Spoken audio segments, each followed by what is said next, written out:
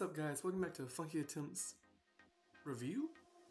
I'm pretty sure I've done a review before, but it was more of a unboxing with my PSVR 2, which was beginning of last year.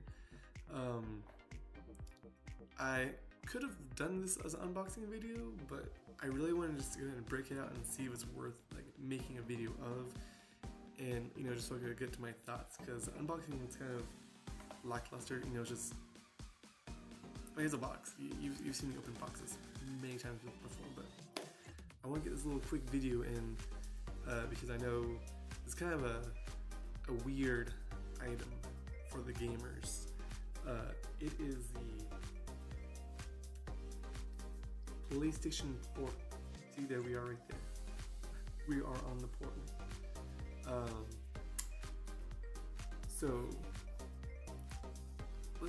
So how should we start this? There are a lot of handhelds coming out. There was like 3, you could probably say 4 that's come out in the past 2 years. We have the Steam Deck, which if you play on PC, you mainly get your games from Steam, and that is a handheld gaming laptop pretty much, but it's in the form of a handheld. And then the ROG Ally, which is my brand, ROG Ally, which is a handheld gaming laptop. Lenovo has their gaming brand, which is the Legion, so they have theirs called the Legion Go. Again, another gaming laptop, and that one's more Switch-like. You have to take the side controllers off. And then they just announced MSI, another computer brand, announced their Claw. MSI Claw. I think that's probably the weirdest named one. But you might be wondering, what were all these different handhelds coming out? Aren't they all the same? Pretty much. They are all the same. It's just different brand and slightly different specs. Literally, you look at these handhelds the same way you would look at a laptop. Why did I choose ROG as my laptop in all my stuff? Because I like the brand. I like the specs. Everything's really good. So that's why I chose this.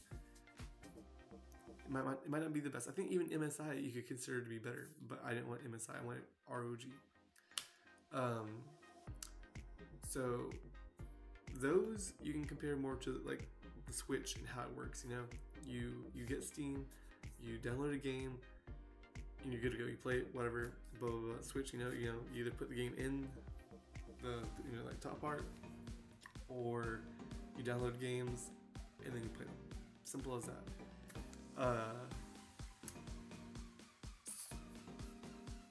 This is not that. Do not buy PlayStation Portal unless you have a PlayStation 5. This will not work unless you physically own a PlayStation 5 and have it at your house. Now, how is this different from a Steam Deck, a Switch, a ROG Ally?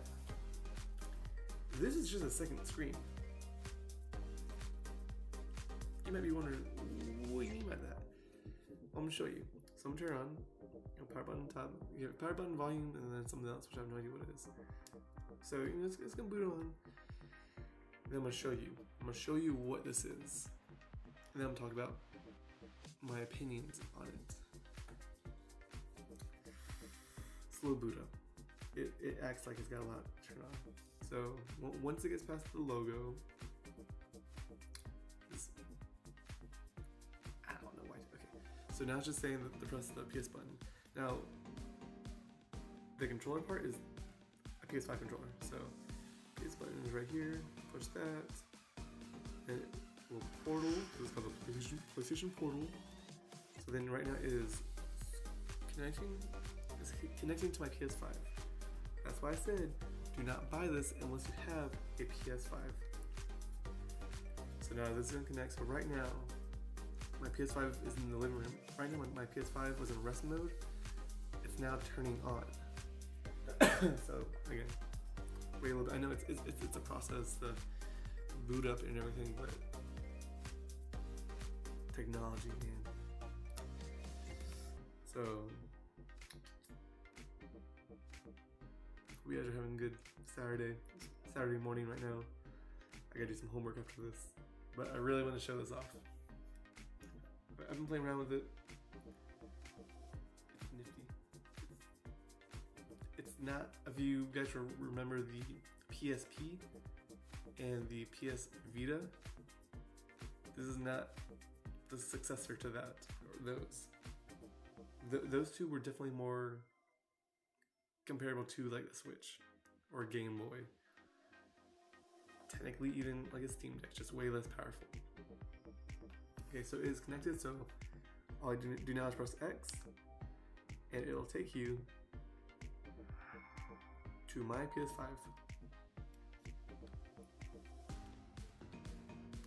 So I've been recently playing Apex, so you can see Apex there, and then like, oh, Prince of Persia, Avatar, Final Fantasy, Fortnite, Dragon Ball. This is, should wind down quick. This is what this is. You do not download games on this, and you cannot play unless your PS5 is on the Wi-Fi and this is on a Wi-Fi. And it works the best if it's on your, or on the same Wi-Fi as the PS5.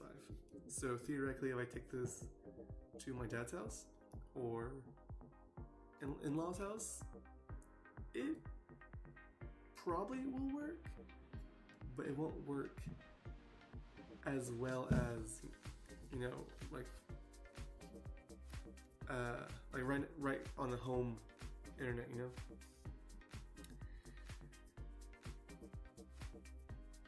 However, I enjoy this way more than I thought. When this was announced, I thought this was the most stupidest thing ever.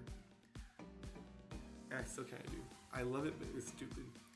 Why didn't PlayStation, with all these new handhelds coming out, it's PlayStation's time to shine to release a new actual portable device where you can download games and go. Even if they just made the equivalent of a Switch, you know, where there's no portal exclusives, it's just you can download and play your PS5 games on the go, and then pick up where you left off on your PS5 actual console. Instead, they just took a tablet and my Spider-Man 2 controller. So see, they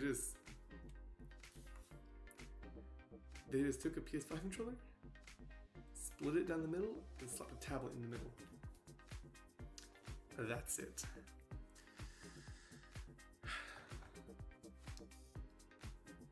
This is made for people who is not, you know, because usually if you buy one of the other, like a Switch or a Steam Deck or anything like that, you get it to play on the go or to play like in bed. And this is, you know, like playing in bed, or if the TV is occupied but you really want to play PlayStation, this is what you get. The only reason why I can think that they didn't add the ability to like download games on this was because they wanted to keep it at a really cheap price. And if you can find it, it sells out all the time. If you're able to find it, it's really not expensive for what it is. I mean, it's, if you play PlayStation, it's kind of the thing to get. Unless you always have like access to your PlayStation at all times, which, you know, sometimes I gotta share my TV, or share the TV. Boom, I break this out, everyone's happy. And the games, when first time you try it, if you get it, it will look crappy quality. It gets better. As long as I'm inside, it looks crystal clear. It's not an OLED screen or anything, nothing fancy, just a basic tablet. It's very mediocre. And how you just go back is you put your PS5 in rest mode, so it's putting my PlayStation back in rest mode, and then it'll lose connection here. So I say, oh, we lost connection. Just press circle, X, OK, and then it'll just wait for you to tell it to reconnect again. But I'm actually going to turn off, so hold the power button, and shut down. There we go.